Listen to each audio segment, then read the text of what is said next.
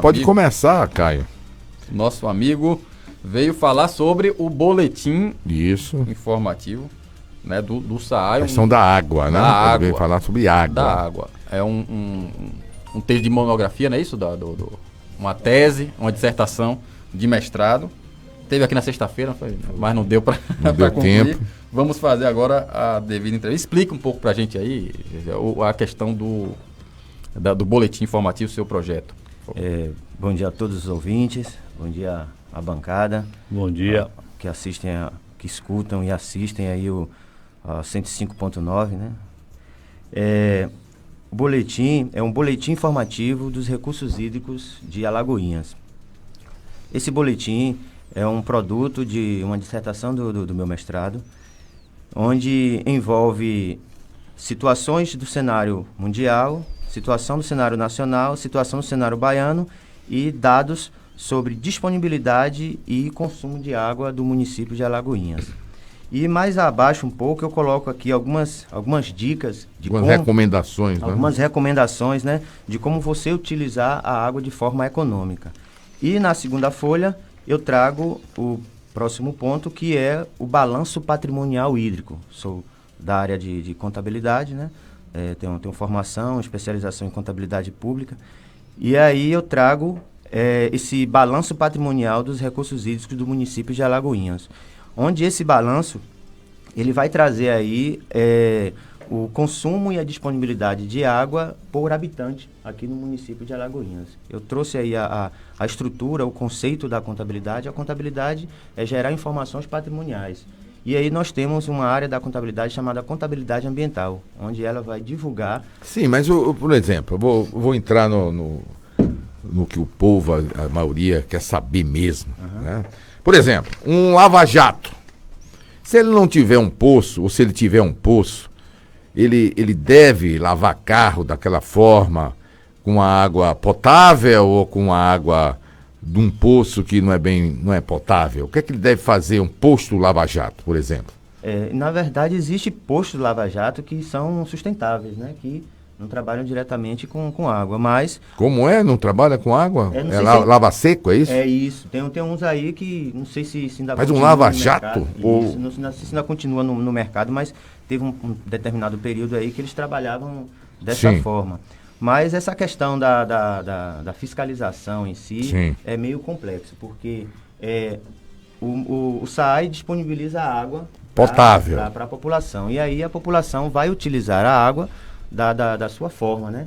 E aí a intenção desse trabalho aqui é trazer um pouco de conscientização para a população em relação Mas no hipótese, por exemplo, você está estudando sobre água, vamos comentar sobre isso. O José Neck é um pesquisador, né? Além de isso. O Lava Jato, ele furou um poço artesiano. Isso. Ele tem que pagar ao SAAI alguma coisa desse poço? Ou ele pode usar como ele queira? Ele furou um poço. Para ele furar o poço, ele precisaria de autorização do INEMA. Sim. Do INEMA? Não é nem do SAAI. É uma lei estadual, do INEMA. Isso. Do INEMA. O SAAI, ele vai fiscalizar, na verdade, fiscalizar e acompanhar a quem ele oferece a água. Bom, ponto. Agora, vamos entrar nos restaurantes. Alguns restaurantes têm poço artesiano. Isso. E aí, como é que funciona isso aí? Quem tem seu próprio poço artesiano não é competência do SAAI. O SAAI mas é do INEMA. É do INEMA. É o INEMA que fiscaliza, inclusive, todas as pessoas... O INEMA, aqui em Alagoinhas, é a Secretaria de Meio Ambiente? Quem é que fiscaliza o INEMA? INEMA é estadual. Sim, mas quem fiscaliza em Alagoinhas? Tem um ponto de atendimento do INEMA... ali na Juraci, não sei se está ativo ainda. Está funcionando. É da ADAB? No mesmo lugar da ADAB? É a ADAB e INEMA. Isso. ADAB e INEMA. A função do INEMA é fiscalizar e acompanhar os recursos hídricos de Ele não fiscaliza coisa nenhuma, meu amigo. A verdade Vamos falar a verdade mesmo. Ele não fiscaliza coisa nenhuma, né? Não fiscaliza coisa nenhuma. Agora, a gente tem que olhar a situação também, né? Nós estamos diante de uma crise. O cara diz, a única forma que você fazer é lavar carro. Como é que eu vou pagar o SAAI? Eu faço um pocinho aqui, ninguém vai beber essa água, entendeu? Essas coisas também. A realidade é essa. Se fosse cumprir a lei toda, Nós não estamos na Europa, viu, Paulo? Até é bom Não, lembrar, viu? Nós não estamos na Europa, não, viu? Estamos... Mas, Agora, Josenei, você fez todo um trabalho de pesquisa sobre essa área, você deve ter chegado a alguma conclusão, né? Eu queria que você explicasse pra gente a conclusão que você chegou a partir dessa pesquisa e se o SAAI e o INEMA foram comunicados, você teve alguma conversa com a diretora do SAAI? ele apenas fez a pesquisa, né? pra Não, mas você o apresentar. produto da pesquisa, Haroldo, é interessante. E por que eu pergunto isso, Haroldo? Porque, infelizmente, no Brasil, há um desprezo pela pesquisa, pelos resultados da produção. Ninguém leva a sério. Ninguém né? leva a sério. Né? Eu já vi muitos projetos bacanas, inclusive o do Josenei, ele me deu um resumo, eu achei importantíssimo trazer isso ao programa, entendeu? Porque é uma questão, né, que atende, né, aos anseios da população de Alagoinhas, que sofre muito com falta de água. Né? O SAAI sempre está no centro das discussões. Mas não é por falta de água, Não, é falta de distribuição de água. Distribuição, que é um dos pontos, né, da pesquisa do Josenei. Então, Josenei, eu queria que você me explicasse um pouco, e explicasse para os nossos ouvintes também, a sua conclusão e se você passou esses dados aí para o SAAI, para o INEMA. Esse meu trabalho, ele vem desde a minha graduação, né? Desde da época da minha graduação, da minha especialização e agora do mestrado e futuramente, né, um breve futuro aí para o meu doutorado. E aí o que é que acontece? Na época da minha graduação, eu entrei em contato com o SAAI, né, fiz até uma entrevista com o diretor na época, isso 2014, 2013, 2014 mais ou menos. E aí para saber algumas informações sobre o consumo de água de Alagoinhas. Esses dados que eu apresento aqui dados do Sistema Nacional de Saneamento. Então, tanto o SAAI quanto o Embasa, todas essas prestadoras de serviço de disponibilidade de água para a sociedade, eles são obrigados a informar para esse sistema nacional. Então, para desenvolver o meu trabalho, eu trouxe os dados que o SAAI apresenta para o sistema nacional e aí eu montei o meu balanço patrimonial.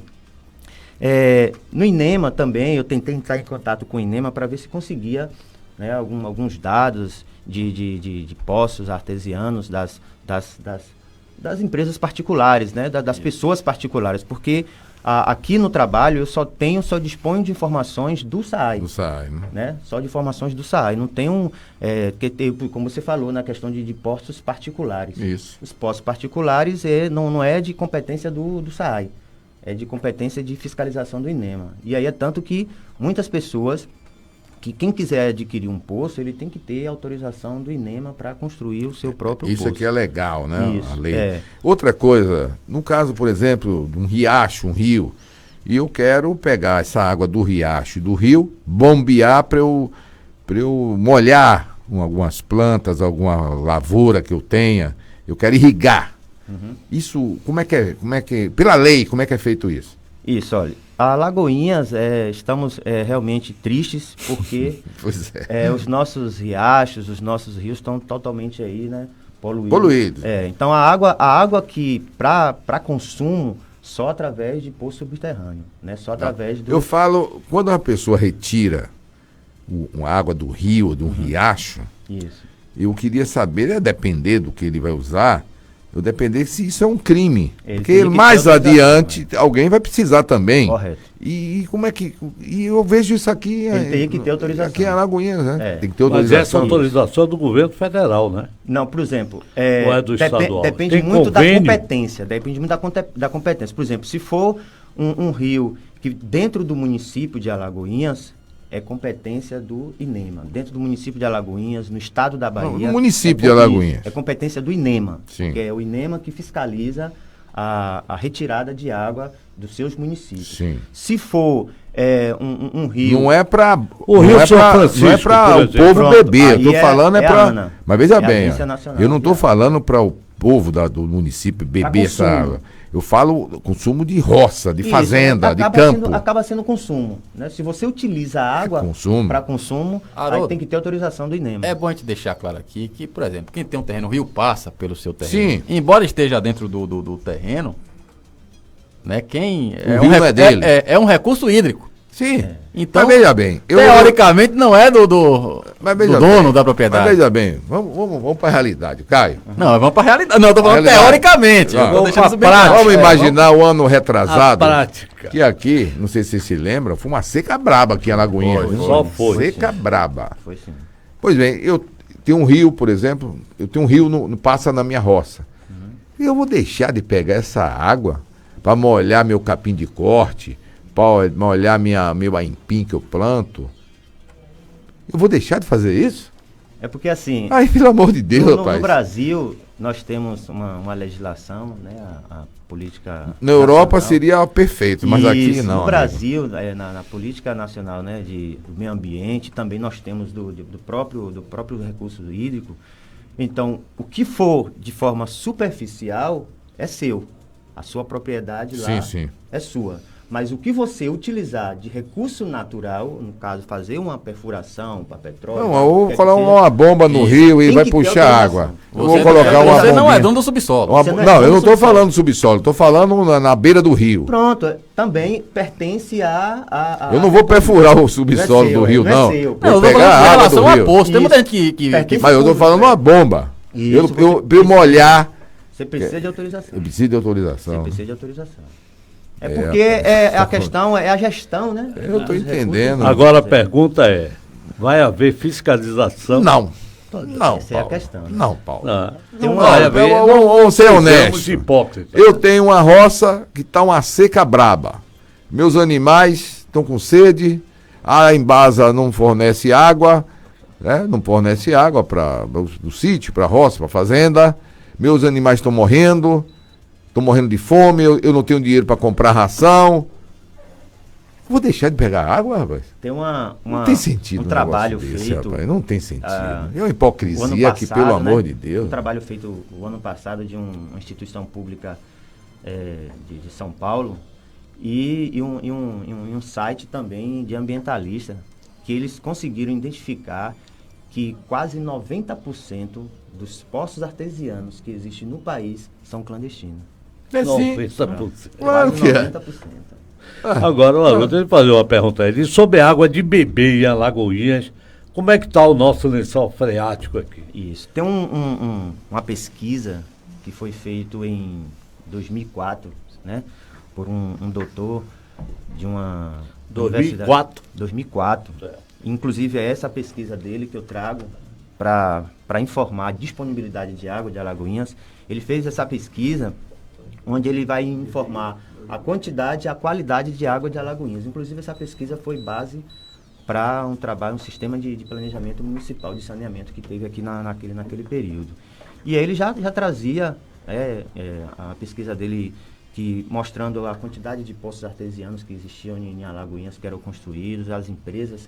Né, e a contaminação do lençol freático, ele falou também? Ele falou que, no caso, o lençol freático no município de Alagoinhas tinha uma breve contaminação, mas que na época... Breve? Isso. Coisa na época ele tinha dito, né? Mas não é breve, é muito contaminado. Na época... Eu tô falando o lençol freático a 12 metros, 10 metros de profundidade. Isso, é esse lençol. O aquífero São Sebastião, que é Não é esse que eu tô falando, não. Você tá falando qual? Eu tô falando de 10 metros de profundidade. Este aquífero, que eu também presenciei a perfuração desse aquífero, foi lá na Skin Cariol, na época da Skin Cariol, e foi mais de 300 metros de profundidade. Aí sim. Aí a água é perfeita, limpa. Totalmente limpa. Mas aquela perfuração de alguém que fura 10 metros, que faz um poço, ou uma cisterna, até 10 metros, 90% da lagoa está contaminada mesmo. Para você ver ou pelo aterro, ou pelas fossas. Claro. Ou pelas fossas, a Lagoinha só tinha fossa. É bom não lembrar, me esquecer disso. Há 20 anos ou 30 anos atrás, 90% das casas tinham fossas, sumidouros, fossas. E isso contaminava o lençol freático. Normal. Então, o aquífero, na minha maneira de interpretar, ele é um lençol a mais de 300 metros de profundidade. Não é possível que vá ser contaminado. Eu imagino que não. Porque é um filtro também. Isso. 300 metros de areia, de barro, de pedra, tudo isso filtra, né, a impureza.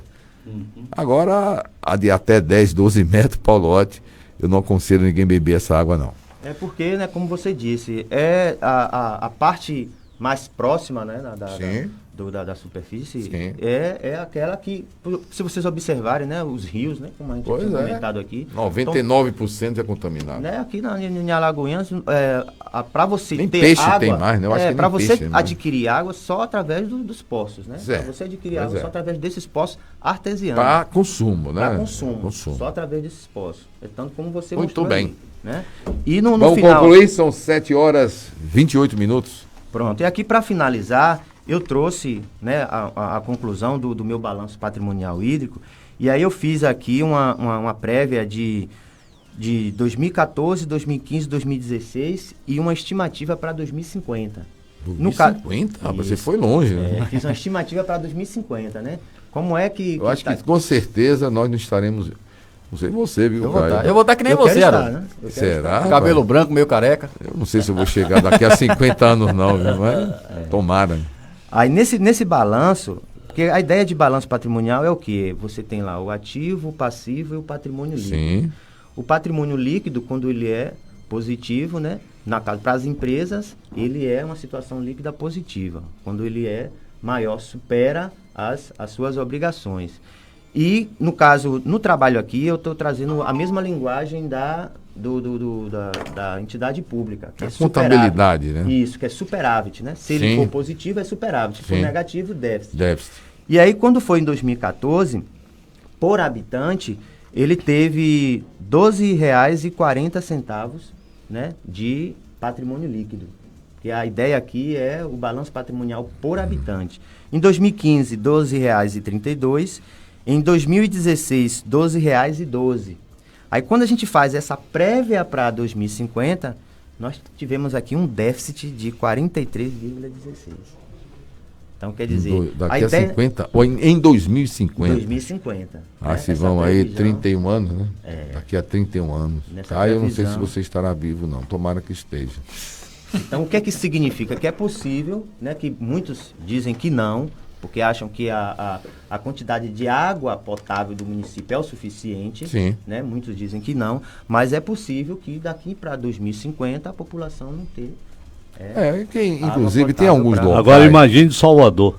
Imagina. Tem alguns que eu locais, deixo como conclusão minha. Tem alguns locais que é em função da miséria mesmo, né? Nós somos Nordeste. Com certeza. Tem locais aí que tem comunidades, que tem um poço artesiano e que simplesmente não tem o aparelho que mede, como é que chama? O hidrômetro.